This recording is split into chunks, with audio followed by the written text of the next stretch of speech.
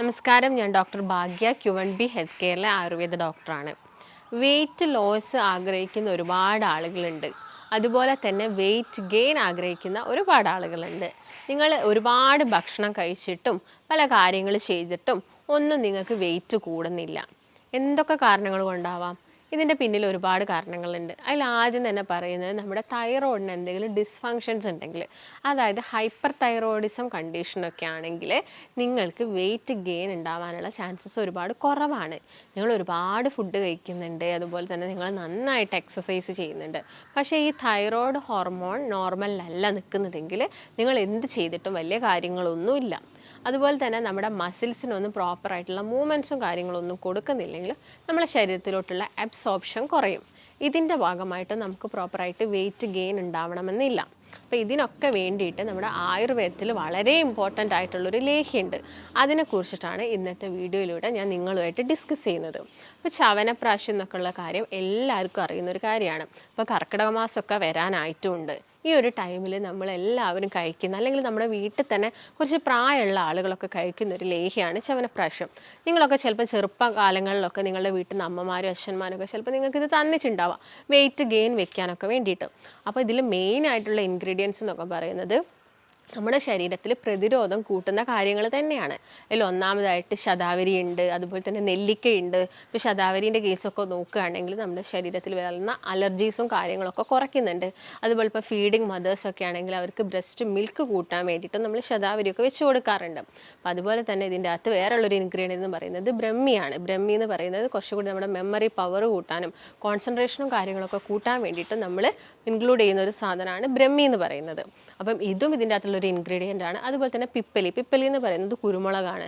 കുരുമുളകൊക്കെ ഇതിൻ്റെ അകത്ത് ആഡ് ചെയ്യുന്നത് നല്ലൊരു അപ്പറ്റൈറ്റർ ആവാൻ വേണ്ടിയിട്ടാണ്. അതായത് നിങ്ങൾക്ക് നല്ലൊരു വിശപ്പും കാര്യങ്ങളും ഉണ്ടാവാൻ, നല്ലൊരു ദഹനം നടക്കാൻ വേണ്ടിയിട്ടൊക്കെയാണ് ഇത് ഇതിൻ്റെ അകത്തുള്ളത്. അപ്പോൾ ഇത്രയും കാര്യങ്ങളൊക്കെ ഇതിലുള്ളത് കൊണ്ട് തന്നെ ഇത് നന്നായിട്ട് നമ്മുടെ പ്രതിരോധം കൂട്ടുന്നുണ്ട്. അതുപോലെ തന്നെ നമുക്ക് നമ്മുടെ ശരീരത്തിൽ ഇടയ്ക്കിടയ്ക്ക് വരുന്ന ഇൻഫ്ലമേഷൻസും കാര്യങ്ങളൊക്കെ കുറയ്ക്കുന്നുണ്ട്. അപ്പോൾ ഇതിൻ്റെ ഗുണങ്ങൾ എന്തൊക്കെയാണെന്ന് നോക്കുന്ന സമയത്ത് ഒരുപാട് ഗുണങ്ങളുണ്ട്. അപ്പോൾ എന്തൊക്കെയാണെന്ന് നമുക്ക് നോക്കാം. നിങ്ങൾ ചവനപ്രാശം കഴിക്കുന്ന സമയത്ത് ഒരുപാട് പേർക്ക് സംശയങ്ങളൊക്കെ ഉണ്ടാവാറുണ്ട്. ഇതെങ്ങനെയാണ് കഴിക്കേണ്ടത്, അല്ലെങ്കിൽ ഇത് എത്ര നേരം കഴിക്കണം, ഇത് കഴിക്കുന്നതിൻ്റെ കൂടെ വേറെ എന്തെങ്കിലും എടുക്കേണ്ടതുണ്ടോ എന്നൊക്കെയുള്ള സംശയങ്ങൾ ഒരുപാട് പേർക്ക് ഉണ്ടാവാറുണ്ട്. അപ്പോൾ ആദ്യം തന്നെ നമുക്ക് ഇതിൻ്റെ ഗുണങ്ങൾ എന്തൊക്കെയാണെന്ന് നോക്കാം. ഗുണങ്ങളിൽ ആദ്യം തന്നെ പറയുന്നത് ഇത് നല്ലൊരു ആൻറ്റി ഓക്സിഡൻ്റ് ആയിട്ട് നമ്മുടെ ശരീരത്തിൽ പ്രവർത്തിക്കുന്നുണ്ട്. ആൻറ്റി ഓക്സിഡൻ്റ് എന്ന് പറയുമ്പോൾ എഗെയിൻസ്റ്റ് ഓക്സിഡേഷനാണ്. അപ്പോൾ ഓക്സിഡേഷൻ എന്നൊക്കെ വെച്ചാൽ എന്താ, നമ്മുടെ ശരീരത്തിൽ അനാവശ്യമായിട്ട് ഈ ഫ്രീ റാഡിക്കൽസ് ഉണ്ടാവും. ഈ ഫ്രീ റാഡിക്കൽസ് ആണ് നമ്മുടെ ശരീരത്തിലുള്ള ഒരുപാട് അസുഖങ്ങൾക്ക് കാരണം ഉണ്ടാക്കുന്നത്. ക്യാൻസർ പോലെയുള്ള, അല്ലെങ്കിൽ അമിതമായിട്ട് കൊഴുപ്പ് കൂടാനൊക്കെ ഇത് കാരണമാവുന്നുണ്ട്. അപ്പോൾ ഇതൊക്കെ കുറയ്ക്കാൻ വേണ്ടിയിട്ടുള്ളതാണ് ആൻറ്റി ഓക്സിഡൻറ്റ്. അപ്പോൾ നിങ്ങൾ ചവനപ്രാശമൊക്കെ കഴിക്കുകയാണെങ്കിൽ നിങ്ങൾ എല്ലാ ദിവസവും എന്ത് ചെയ്യാം, 1 ടീസ്പൂണെങ്കിലും കഴിക്കണം. ഇപ്പോൾ നിങ്ങൾ വെയിറ്റ് ഗെയിൻ ആഗ്രഹിക്കുന്ന ആളുകളൊക്കെ ആണെങ്കിൽ നിങ്ങൾക്ക് ഡെയിലി ഇത് 2 ടീസ്പൂണൊക്കെ കഴിക്കാവുന്നതാണ്. അപ്പോൾ ഇത് എന്തിൻ്റെ കൂടെ കഴിക്കുന്നത്, എപ്പോഴും പാലിൻ്റെ കൂടെ കഴിക്കുന്നതാണ്. രസായനങ്ങളെല്ലാം തന്നെ പാലിൻ്റെ കൂടെ കഴിക്കുമ്പോഴാണ് അതിൻ്റെ ഒരു എഫക്റ്റ് കിട്ടുന്നത്.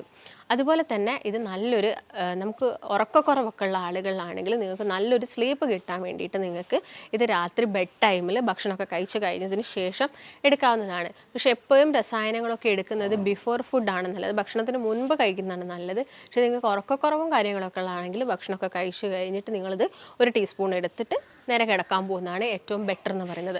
അതുപോലെ എന്തെങ്കിലും ഒരു ആൻസൈറ്റി ഡിസോർഡേഴ്സ് ഒക്കെ ഉള്ള ആൾ, ഇപ്പോൾ സ്ട്രെസ്സോ അല്ലെങ്കിൽ ഡിപ്രഷനോ അങ്ങനെയുള്ള എന്തെങ്കിലും ഒരു ബുദ്ധിമുട്ടുള്ള ആളുകളൊക്കെ ആണെങ്കിൽ നിങ്ങൾക്ക് ഈ ഒരു രസായനം കഴിക്കുന്നതൊക്കെ വളരെ ബോഡിയിൽ എഫക്റ്റ് ചെയ്യും. അതുപോലെ തന്നെ നമ്മുടെ ശരീരത്തിൽ അനാവശ്യമായിട്ട് കൂടിക്കിടക്കുന്ന ടോക്സിൻസ് ഒക്കെ റിമൂവ് ചെയ്യാൻ ഹെൽപ്പ് ചെയ്യുന്നത് ലിവറാണ്. അപ്പം ഈ ലിവറിൻ്റെ ഒക്കെ കപ്പാസിറ്റി ഒക്കെ കൂട്ടാൻ വേണ്ടി, അല്ലെങ്കിൽ ഇതിൻ്റെ ഹെൽത്തൊക്കെ കുറച്ചുകൂടി നന്നാക്കാനൊക്കെ വേണ്ടിയിട്ട് നമുക്ക് ഈ ഒരു ലേഹ്യം കഴിക്കുന്നത് നല്ലതാണ്. അതുപോലെ തന്നെ ഹാർട്ടിൻ്റെ ഹെൽത്ത് ആണെങ്കിലും റെസ്പിറേറ്ററി ഹെൽത്ത് ആണെങ്കിലും ഒക്കെ മെയിൻറ്റെയിൻ ചെയ്ത് പോകാൻ ഈ ഒരു ലേഹ്യം നിങ്ങളെ സഹായിക്കും.